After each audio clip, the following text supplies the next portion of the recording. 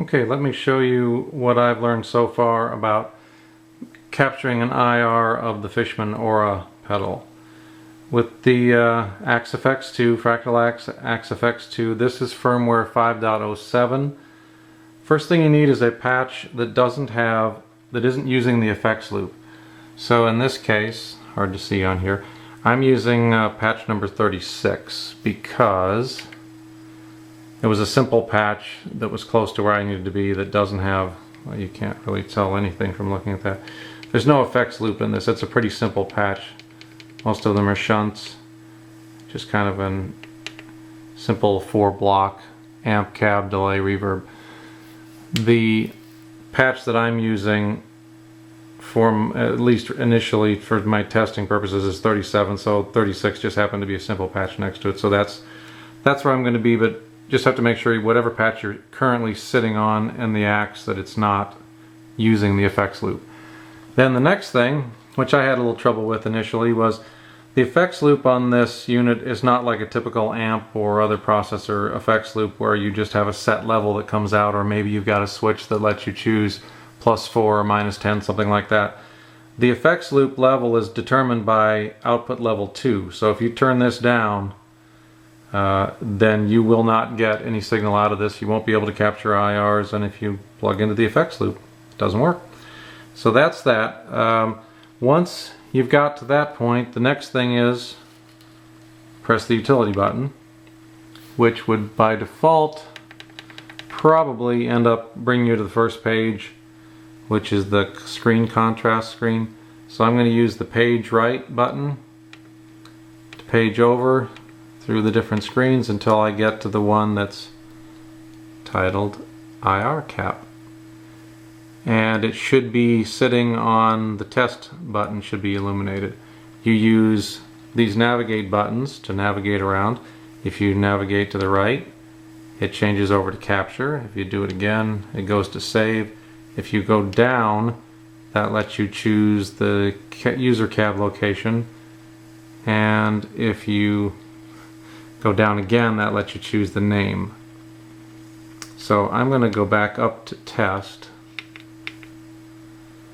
just because if you were curious what this thing sounds like. Right now I've got the output of the Aura going into this little Shure mixer, which is feeding my powered PA speakers.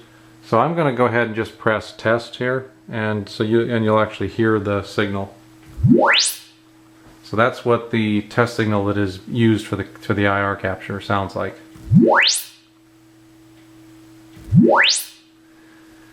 Don't know what that'll sound like on this on this camera. So that is, every time you press enter here, it makes that sound. And if you press it too fast, it won't do it again. But basically, it'll do it every time you do it. That's so you can set levels. So now, if you'll notice what I've done here, let me spin this guy around. I don't have a lot of things connected right now, but I do have a couple of things. I've got a MIDI foot controller connected, and I've got the USB over to a computer with the Axe Edit software on it. So I've got this cable, just a standard guitar cable. It's a Fender branded cable. It's coming out of output 2 left. The FX send output 2 left is what you need to connect to get the output. That cable there, see if I can do this without dropping the camera. That cable there goes down here to the Aura. This is the first generation Aura, and it goes into the input of the Aura. And the Aura has LED level indicators right here next to the input level control. That's a typical level for me with my guitar. That's actually a solid body guitar with the Ghost system in it. And if I press this, press enter for the test, let's see if this thing will focus, you'll notice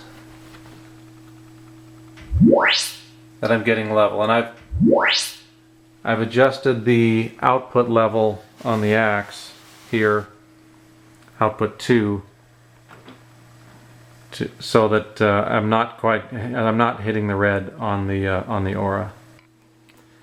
Okay, so then the next thing, when I'm ready to make the actual capture, I'm going to take this output. So this has gold connectors on, at least gold colored connectors on it.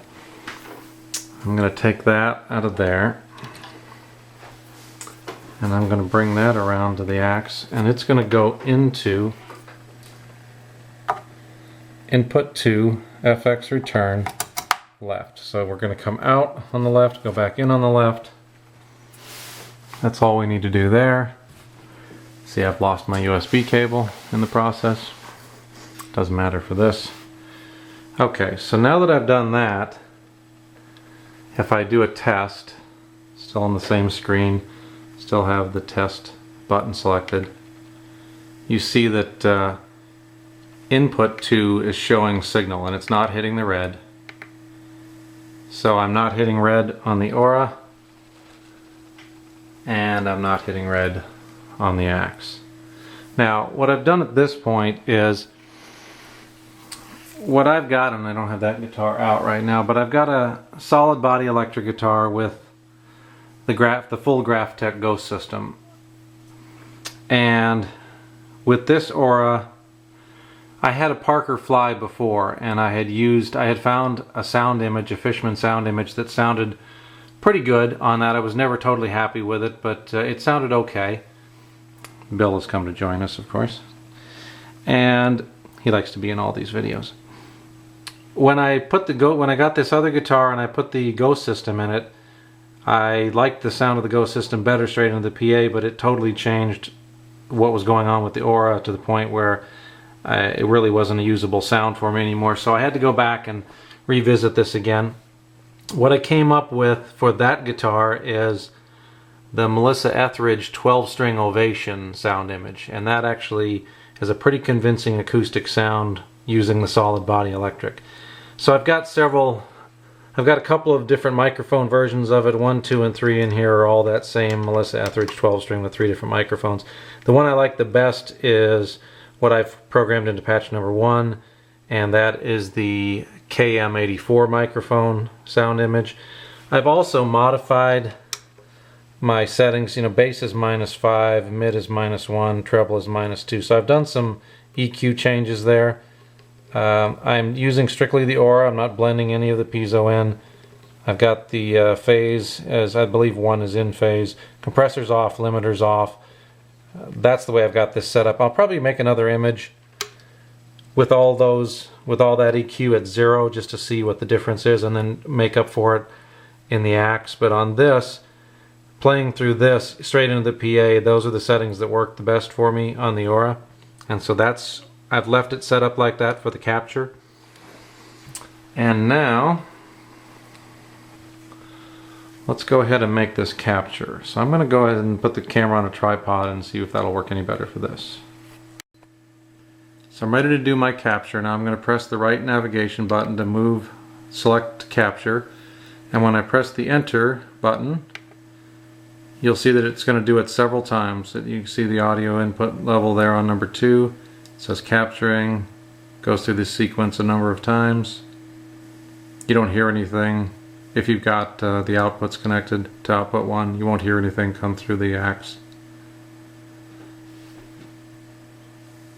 Okay, now it's finished and you get a little squiggly line instead of that straight line. Now if I use the down button, the navigational down button, it goes to there, and then I can use the big value wheel to turn this knob to choose an IR location. So I'm going to leave it on number 1. I'm going to press the down button again, navigation down, and you get this name. You get this gibberish character and then a Y and then a space and IR. Not sure what this is all about, but as you go through this, you get through all kinds of crazy characters. And just keep scrolling. I'm just turning the wheel clockwise, and eventually things you want to know is there's a blank space there and then an exclamation point, so you're kind of looking for that exclamation point if you're looking for the space. Then you'll see a bunch of the usual characters, and then you'll get a dash. So if you're looking for a dash, it's there next, it's there in the middle of those characters. Then you get to numbers, and you think after numbers you get letters, but of course you don't. You get more characters. And there we finally get letters. So I'm going to name this. I'm going to go ahead and name it here. I made one, just called it My IR, and then I took it into Axe Manage and renamed it, and then it didn't work anymore. So I'm doing this again, and I'm just going to go ahead and do the full naming here, even though it's a pain, and I'll try to figure out if there's an easier way to do this. I'm going to go ahead and hit the navigational right arrow to move over to the next space. I'm turning clockwise to get lower in the alphabet. I'm going to just spell out Aura, navigation right to go to the next, and I'm just going to spin the dial here until I get to letters. It's a long, slow process from the front panel. Here I want to change that into a space, so I'm going to go counterclockwise back through the numbers, and now I'm looking for that exclamation point, and then there's a space. So that's kind of all the things that you're kind of looking for if you're trying to get a feel for this. And then you have to remember which order the alphabet is in. Alright, so I'm going to call this, blew right past the E.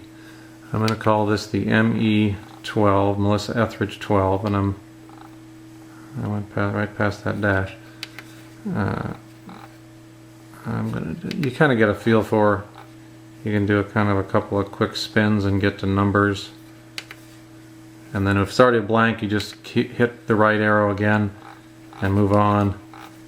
And I'm going to call this the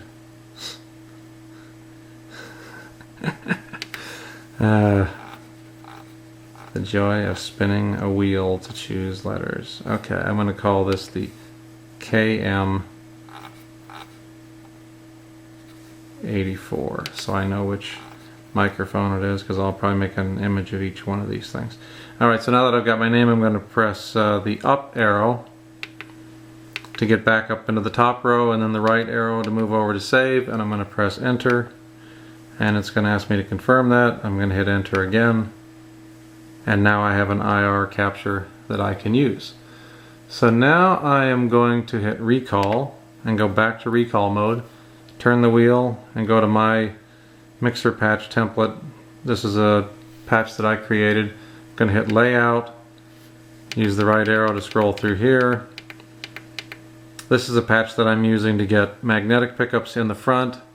Piezo will go in the back on the right input, and then the guitar synth goes in to the input of the FX loop, which is what this little FX loop is. It has nothing attached to it.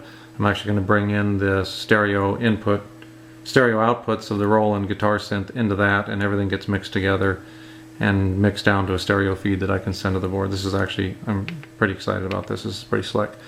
So now here on the cab, once I select the cab and I hit edit, by default it's the big value wheel is the cab selection. So I'm going to use user 1. Here's my user 3 that I created before that doesn't work anymore, so just ignore that. So user 1 is the one I just saved. It's got the same name, Aura ME12 KM84. I'm going to choose that. Go back to layout. I'm going to hit store, and I'm going to hit enter, and I'm going to overwrite that. And now I should have my new Aura IR into my patch. Now I spent a little time with this last night and got it pretty close. I need to listen to it again with fresh ears, but if I go into layout here, all I've put on this top row, which is, I probably should show this in the Axe Edit software, it'd probably be easier, but this row is the normal front input. I've assigned it as the left channel, and my magnetic pickups from the guitar go into that. This top row is the piezo pickups, and that I'm using the right input on the rear, input 1 right, and as you can see there's nothing there except an amp and a cab. And the amp I chose just the tube preamp because I didn't really want to color it any, and I found that if I didn't use that, a couple of things happened. One, I didn't get it became right only. I couldn't assign that to both channels. And it actually didn't sound right without it. With just the cab, it didn't sound right. It actually sounds good with this tube preamp. I left all those EQ at 5 at 12 o'clock, which is 5 on the Axe Edit software, and then using the page button to page over. Didn't do anything here. Left depth down, left high cut off. Here's where I did make some changes. This I flattened this out. This by default was a typical looking guitar speaker curve with a big hump, you know, big peak for an impedance, resonant impedance down at 90, 100 hertz, and then kind of the typical peak up at 2K. So I set all these. I set the low resonance to 0 and the mid resonance to 0.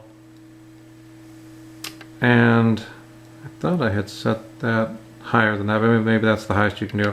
And the high res at 0. Is that as high as you can go with that? Yeah, that's as high as you can go with that. So I rolled high frequency all the way up to 4,000 and dropped it to 0.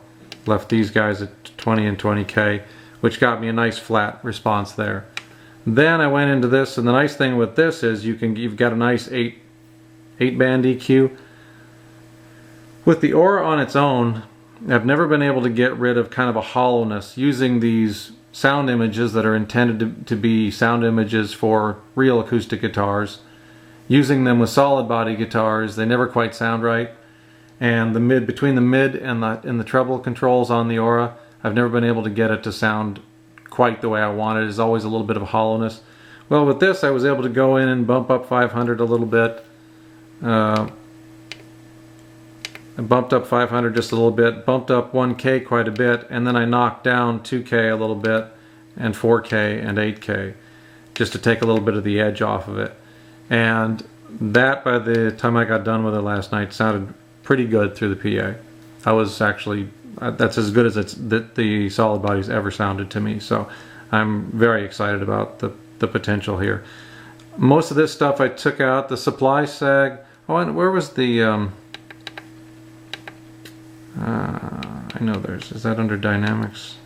This is where you gotta wander around in here and try to find it. The setting that will turn off the power amp simulation, I tried that as well, and that did not sound good at all. That sounded dead and lifeless, so I did have to leave that on. And I just kind of, you can see all these things are left at their normal positions. So all I've really done is, yeah, I didn't change anything in here.